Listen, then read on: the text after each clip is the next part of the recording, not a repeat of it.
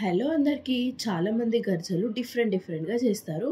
ఇప్పుడు నేను మీకు కోవా గర్జలు ఎలా చేసుకోవాలో చూపిస్తాను. చాలా టేస్టీగా ఉంటాయి. ఫస్ట్ ఒక 5-6 ఎండు కొబ్బరిని తురుముకొని పక్కన పెట్టుకోండి.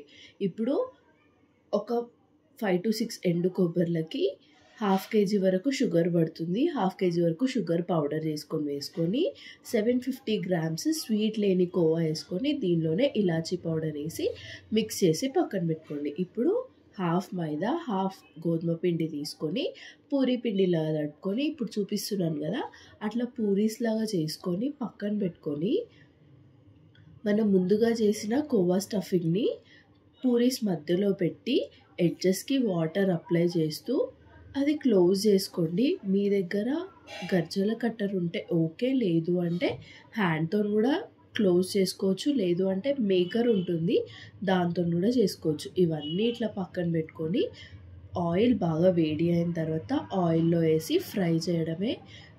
అలా ఆయిల్లో వేసినప్పుడు కోవా మెల్ట్ అవుతుంది.